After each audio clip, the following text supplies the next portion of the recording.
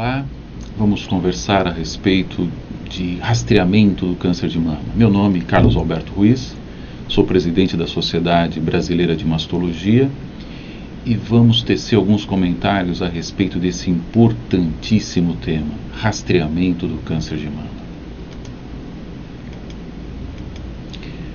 No mundo inteiro, para 2010, mais de 1 milhão de casos novos estimados. Nos Estados Unidos, o risco é de 1 para cada 8 mulheres desenvolverem câncer de mama. No Brasil, isso varia de acordo com a região e é entre 1 para 10 a 1 para 20, na verdade. E, sem dúvida, é a principal causa de morte por câncer de mama nas mulheres no mundo como um todo. Vocês veem nesse mapa a distribuição do câncer de mama no mundo. Em vermelho, os países que apresentam as maiores incidências em si. O Brasil apresenta uma incidência um pouco menor do que os países em vermelho. Certamente ainda uma incidência que passa por uma série específicas de mudanças de acordo com a nossa região, como a gente vai ver mais em alguns minutinhos.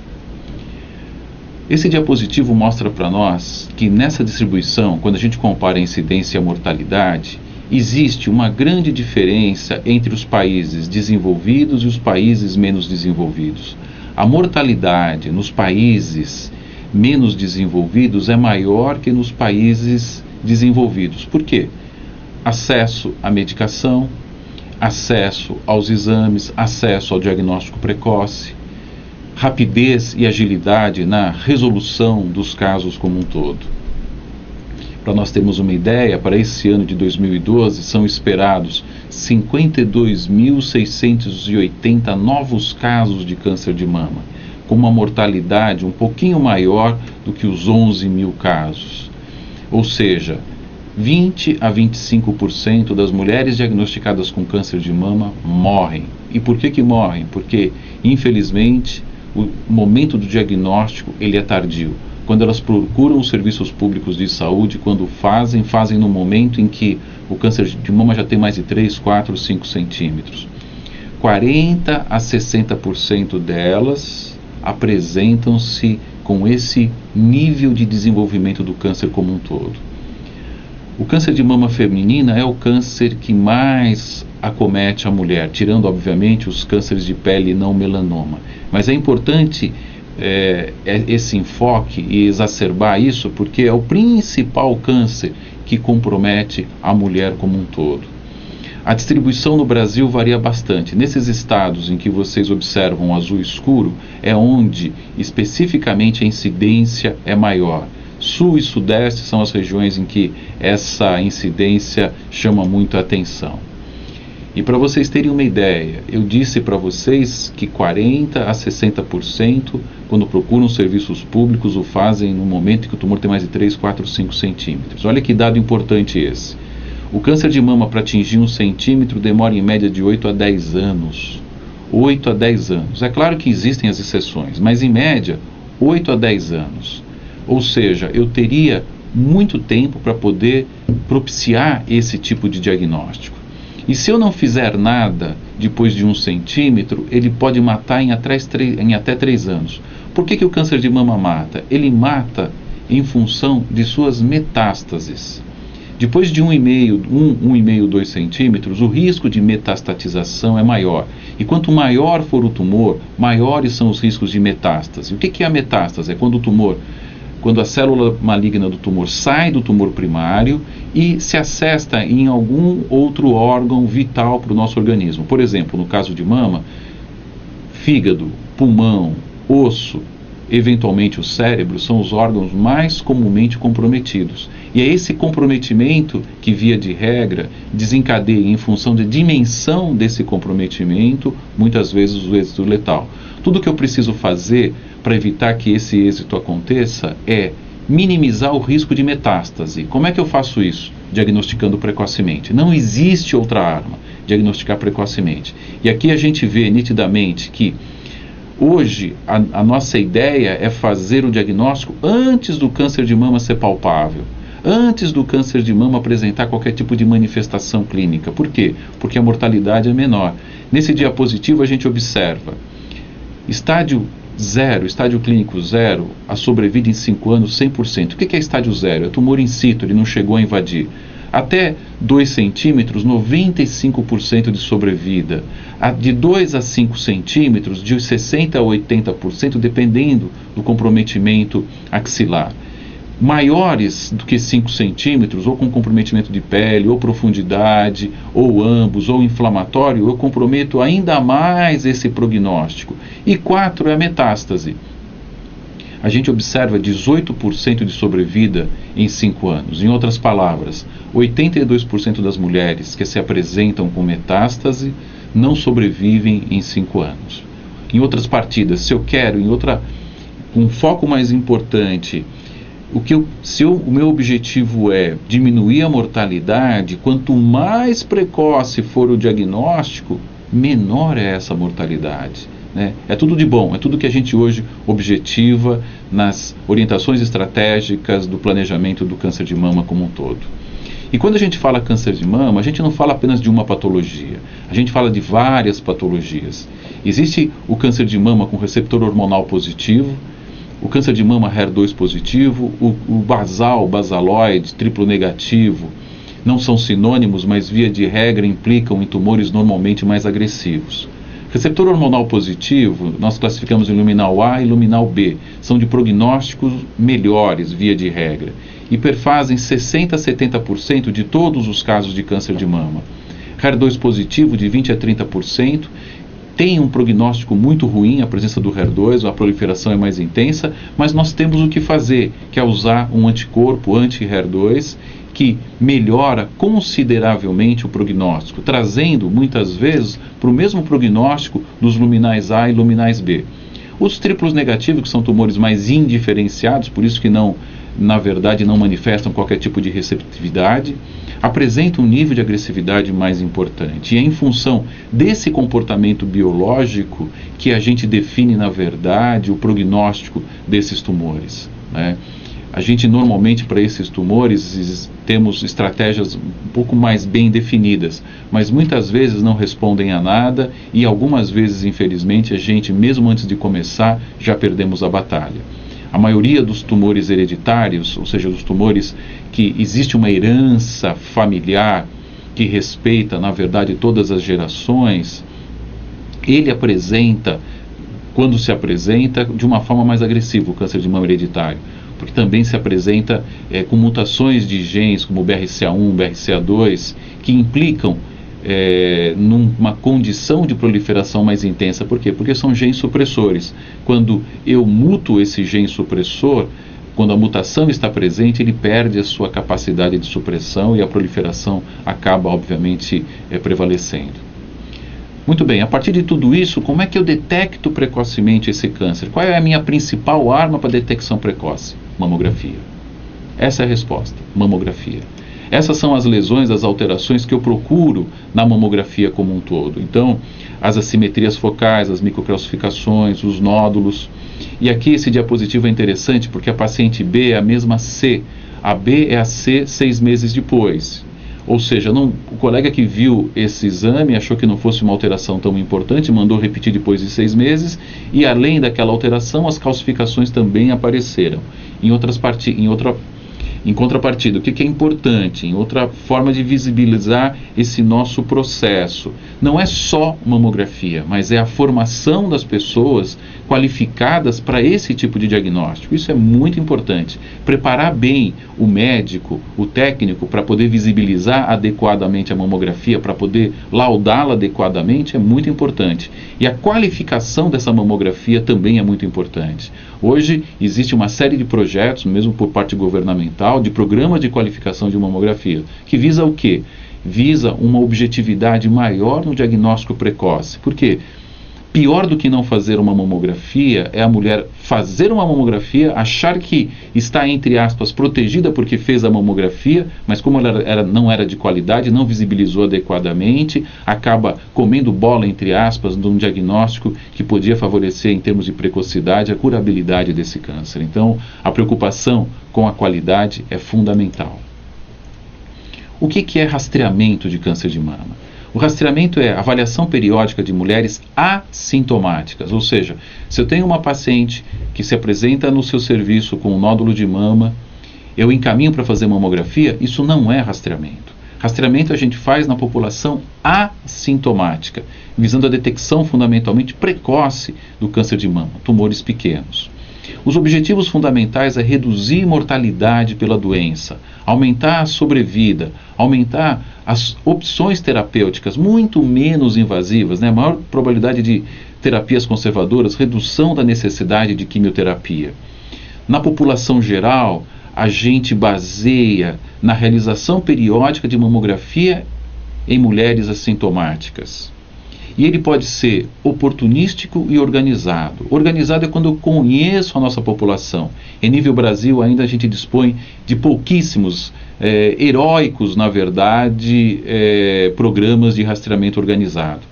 Muito isolados, mas acho que isso hoje é uma busca governamental. Mas para isso eu tenho que conhecer a nossa população. O que a gente vê muito é o oportunístico, que é feito através, na verdade, de momentos em que se definem aquilo deve ser feito, a mamografia deve ser feita naquele momento em que se recruta a população.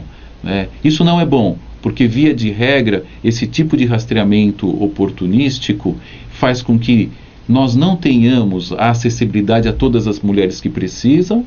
A gente tenha, quando faz a mamografia, vem o resultado, às vezes a gente não encontra essas mulheres, ou seja, esse tipo de rastreamento hoje é o que a gente precisa abandonar. Quanto mais oportunístico for o nosso rastreamento, maior é a nossa incompetência em poder realizar ele de forma organizada, né? Então, isso tem que ficar muito claro para a gente. Infelizmente, ainda hoje a gente precisa dispor para poder expor melhor os exames para paciente, mas o nosso caminho é atingir fundamentalmente a organização. É um dado fundamental no que a gente busca como excelência no rastreamento como um todo. Nos anos 70 e 80 foram realizados 7 estudos controlados em vários países para avaliar o impacto do rastreamento na mortalidade pelo câncer de mama. E olha que interessante, essas meta-análises e outras meta-análises independentes mostraram também que a redução de mortalidade pelo câncer de mama em quem faz o rastreamento é de até 35%. Não existe nada mais efetivo.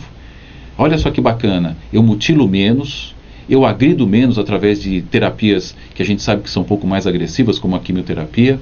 Claro, tem indicação, tem que fazer, mas quanto mais precoce for o diagnóstico, maior é a chance de eu não precisar utilizá-la como um todo.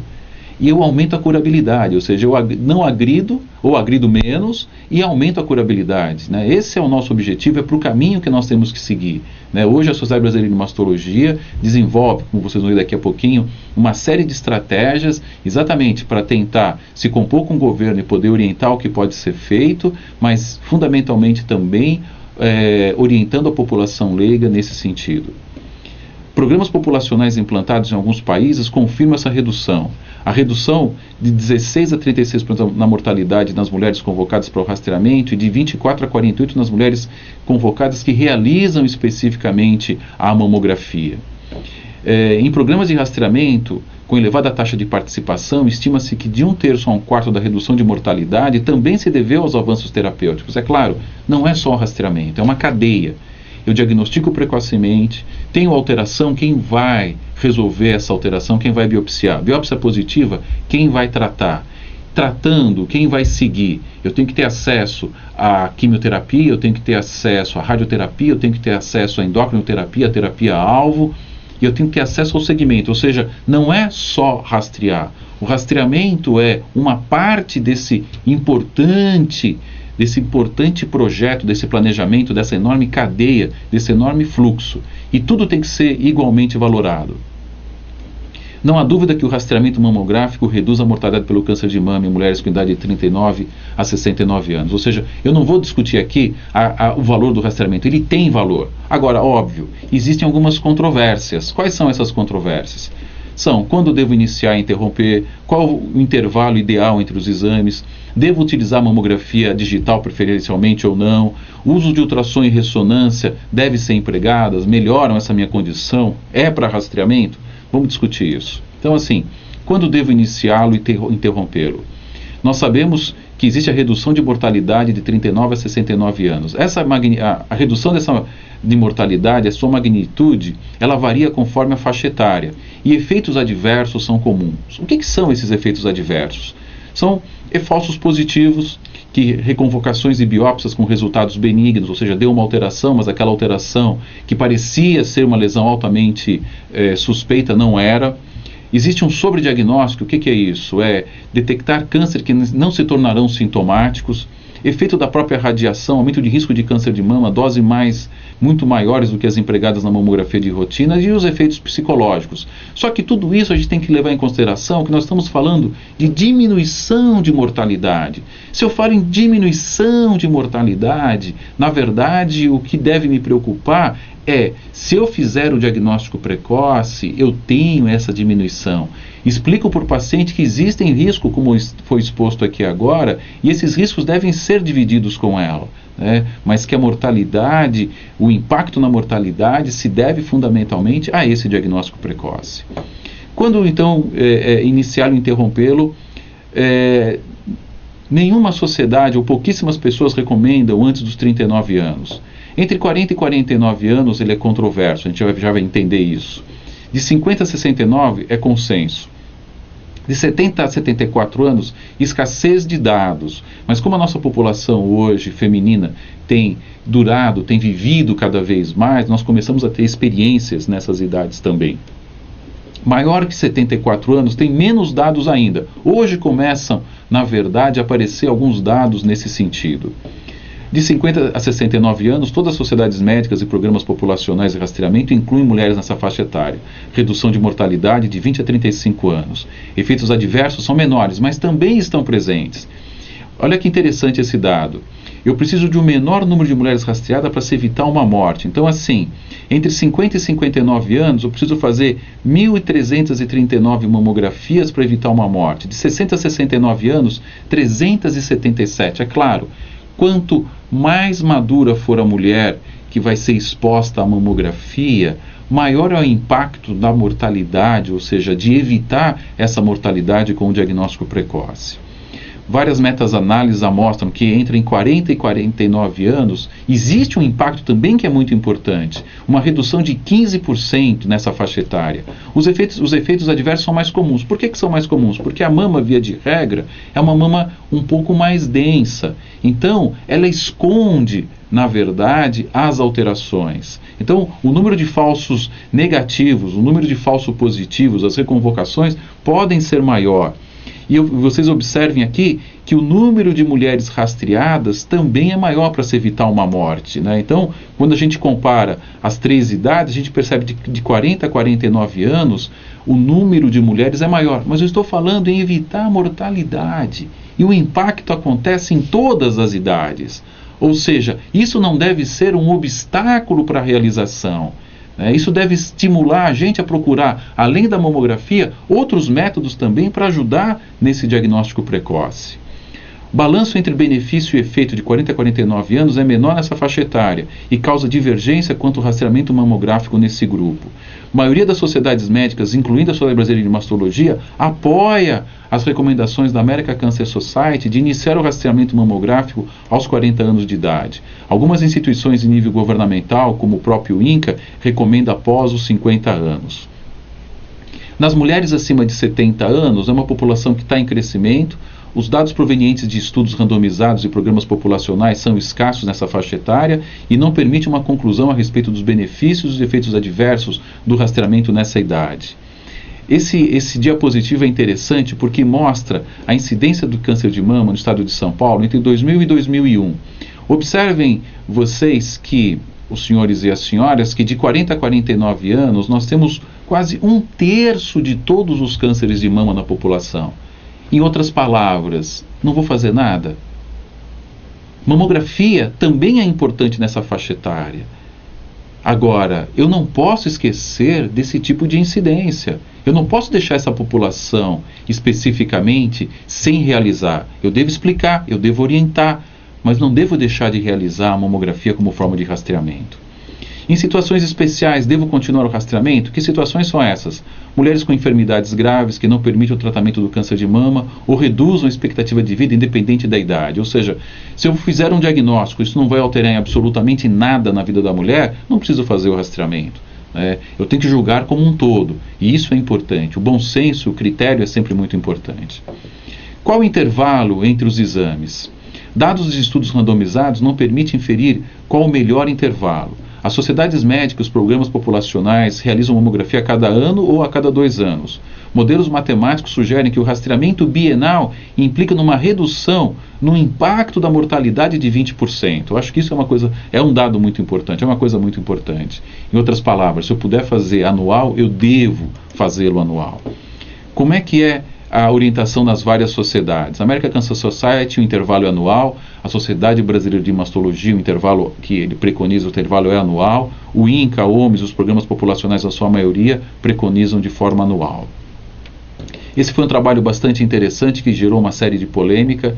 Essa US Preventive Service Task Force gerou uma polêmica nos Estados Unidos e nos países em que tiveram acesso ao trabalho que eles publicaram.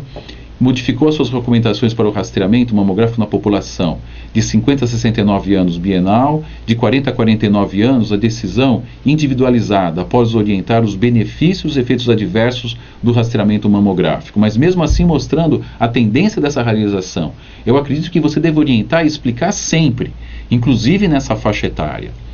Alegaram que o número de mulheres rastreadas era maior, nós já vimos isso. Era significativamente maior do que entre 50 e 69 e 60 e 69, embora a redução de mortalidade entre 40 e 49 anos, 15%, e entre 50 e 59 anos, 16%, fosse similar. Ora, por que não fazer? Óbvio que tem que ser feito. Existem alguns limites? Tem que ser explicado, tem que ser discutido.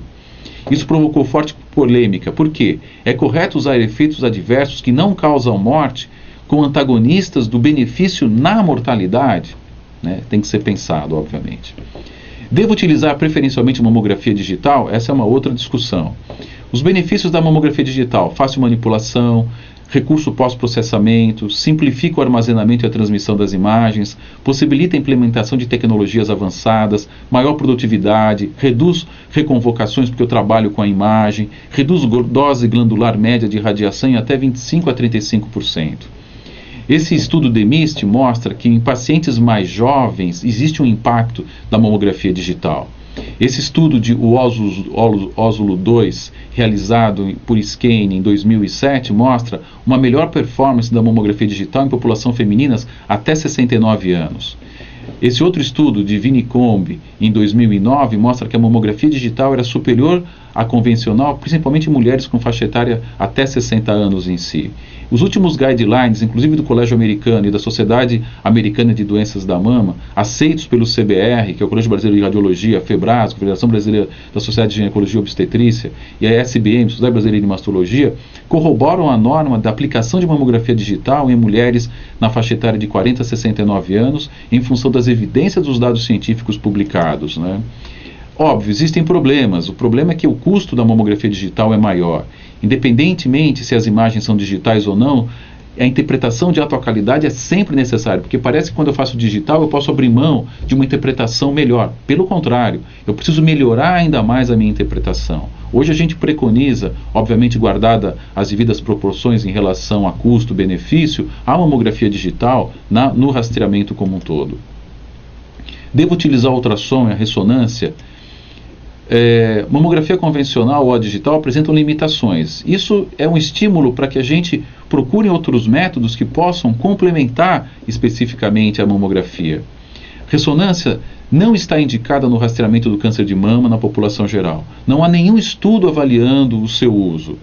E o que a gente sabe é que ela é muito uso para paciente de alto risco, para paciente com mama mais densa, mas isso não deve, na verdade, esses benefícios e efeitos adversos não devem ser transportados para a população geral, ou seja, para rastreamento, não.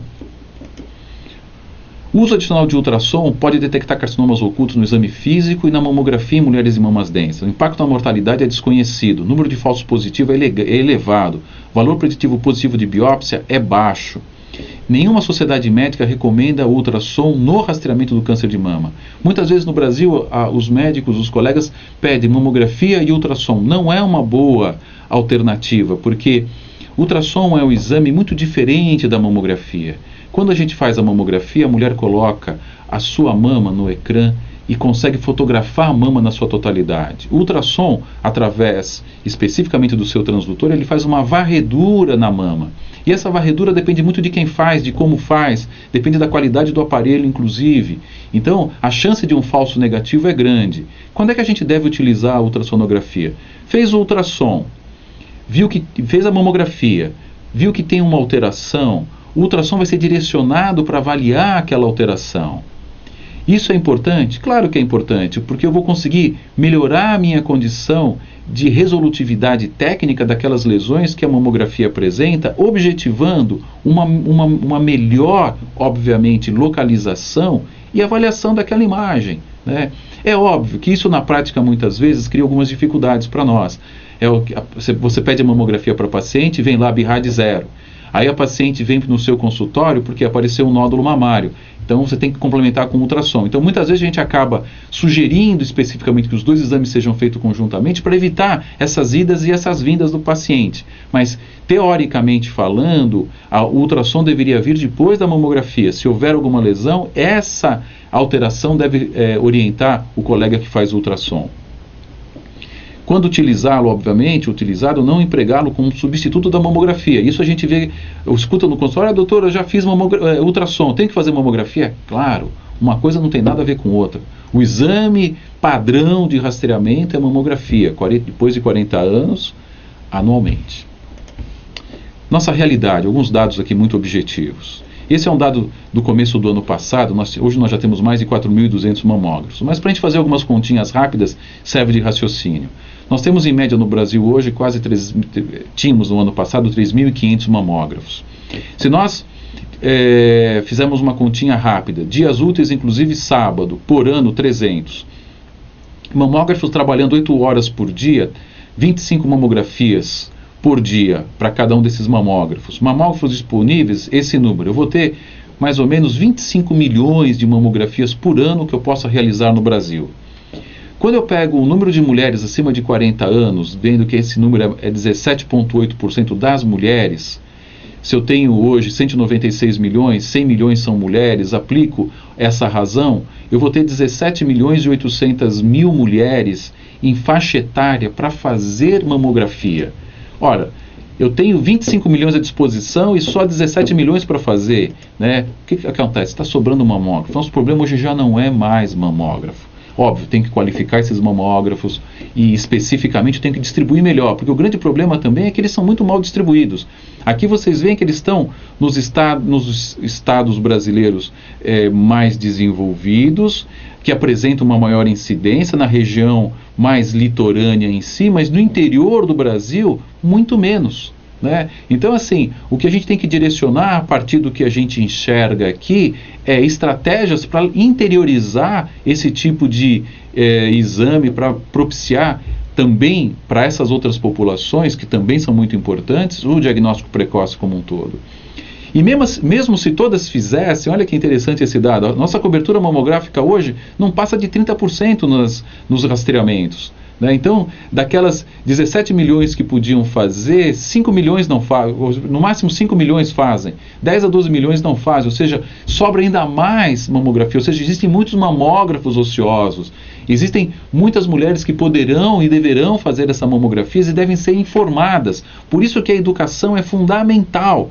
Se eu preciso mudar essa realidade a nível nacional, eu preciso sim usar a educação como estratégia básica para que eu consiga obter esse tipo de mudança em nível populacional. Olha só que interessante.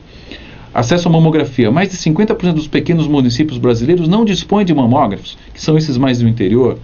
Educação da população. Em algumas áreas, 67% das mulheres desconhecem o valor da mamografia. Olha como é importante eu conseguir criar condições de acessibilidade à informação, de capilarização da informação. Por isso que os agentes de saúde são fundamentais nessas estratégias, assim como todos que trabalham com saúde. Porque a partir das informações obtidas, eles vão levar as pessoas, a casa das pessoas, essa informação. Fazendo com que nós tenhamos, na verdade, hoje, uma procura ativa. Não dá mais para esperar as mulheres chegarem para fazer a mamografia. São sempre as mesmas que fazem, assim como o Papa Nicolau são sempre as mesmas. Quem se cuida, se cuida. Quem não tem a informação, não se cuida. O que eu preciso fazer? Levar essa informação para poder mudar especificamente essas realidades. Nossos problemas, então, são mal distribuídos os mamógrafos, são subutilizados, falta informação para que a mulher tenha mais acessibilidade e entenda a importância de fazer mamografia. São sempre as mesmas que fazem, falta controle de qualidade, que começa a se desenvolver agora com o Programa Nacional de Qualificação dos Mamógrafos, e eu preciso criar facilidades de acessibilidade. Existe uma lei que fala, assinada pelo então presidente Lula, que fala que a mulher tem acesso à mamografia garantida pelo SUS após os 40 anos. Vamos usar essa prerrogativa, pessoal. Vamos entender que isso, de fato, é muito importante. Apesar de tudo isso, nós temos algumas excelentes notícias. Esse estudo publicado pelo professor Rufo em Goiânia, Tendência de Mortalidade por Câncer de Mama Feminino entre 1980 e 2009 no Brasil, em suas macro-regiões. O que a gente percebe? Uma tendência de aumento da mortalidade ainda presente no Brasil. Agora, em algumas regiões, como a região sul, já se apresenta uma diminuição dessa mortalidade. Região sudeste, mais intensamente ainda.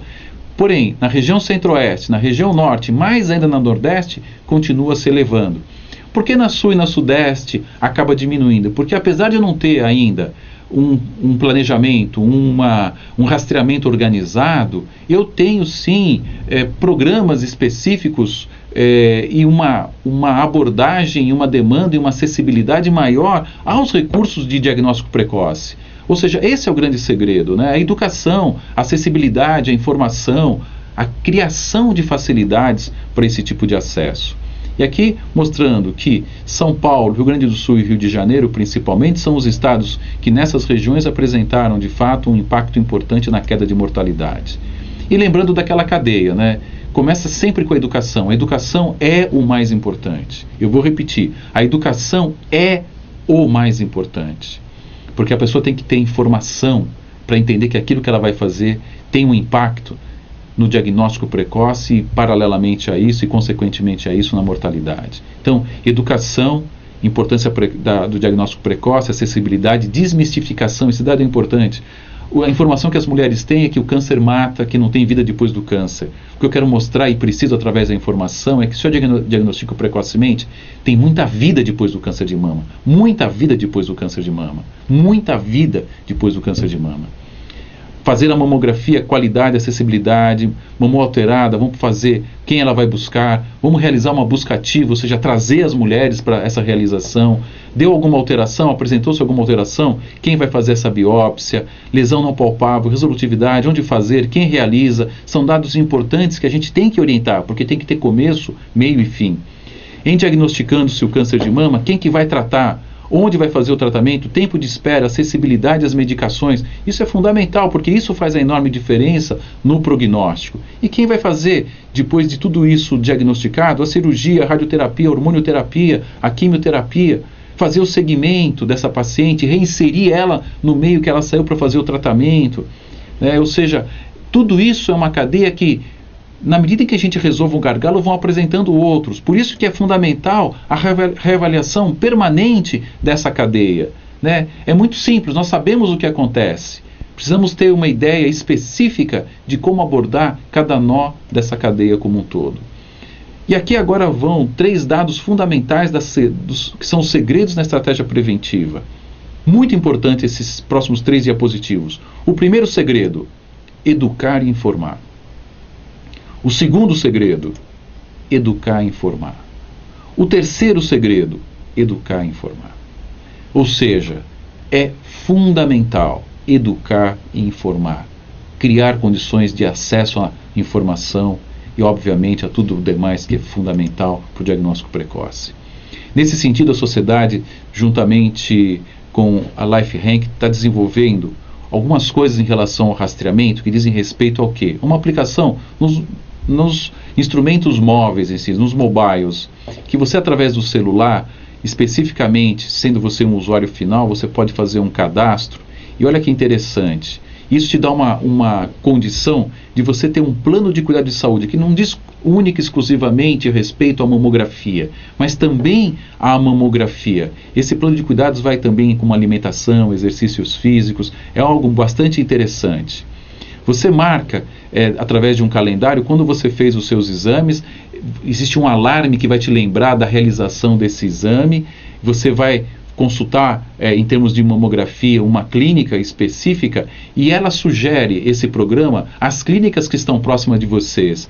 Clínicas, principalmente SUS, Unimedes, clínicas de conveniadas, mas o nosso piloto que nós estamos montando, que começa com o mobile, é para a gente, de fato, criar facilidades e acessibilidade.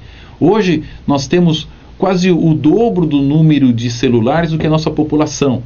Ou seja, talvez esse seja um instrumento muito interessante para que a gente possa capilarizar essa informação, fazer com que ela chegue a quem precisa. Então, esse programa faz a sugestão dos locais, você tem, né, os arquivos, seus exames são arquivados e isso cria uma facilidade de acesso para você mesmo, enquanto pessoa, para ver seus resultados. Você pode fazer também por esse portal o cadastramento que já está funcionando. Então, você faz especificamente preenchendo esses dados, a sua inscrição nesse programa. Nas clínicas médicas, nos consultórios, você pode fazer também através desse cadastro simplificado do paciente e tudo isso vai ser qualificado, inclusive, para saber o que você faz, onde você faz, se tem as qualificações necessárias para te trazer qualidade como um todo. As aplicações para clínicas são inúmeras, né? Entre elas, quando você está atendendo o seu paciente, você tem, no mesmo momento do seu atendimento, o acesso aos exames, né? E comparando esses exames historicamente, isso é um dado bastante importante. E para as sociedades e para as instituições governamentais, eu vou ter o número de consultas por estado, por clínica, por consultório realizado, quem fez, quem não fez, números de consultas que não fizeram o exame, número de exames realizados no período, ou seja, é uma série de indicadores que vão poder me ajudar a orientar prospectivamente aquilo que deve ser realizado, né? Você pode então se cadastrar a partir desse site. Ainda é um projeto piloto que começa a ser divulgado, mas a sociedade tem colocado, na verdade, muita expectativa e esperança para que esse piloto possa nos ajudar. Veja o que você pode estar agregando, critique, porque tudo isso vai ser agregado também para que a gente possa buscar, no nosso modo de entender, o melhor programa possível, com a melhor acessibilidade possível, em nível SUS, para todas as mulheres. Temos muito a realizar, é tudo isso que eu falei para vocês. Rastreamento é fundamental, ou seja, mulheres com 40 anos ou mais, anualmente devem realizar a sua mamografia. Fundamental a realização de diagnóstico precoce. Não existe nada com impacto maior na mortalidade do que o rastreamento com diagnóstico precoce, 35%. Fiquem com essa mensagem porque existe muita vida depois do câncer de mama. Câncer de mama, se diagnosticado precocemente, não mata. A curabilidade chega a 90% a 95%. É isso que a gente precisa acreditar e, obviamente, multiplicar. Muito obrigado para vocês pela atenção.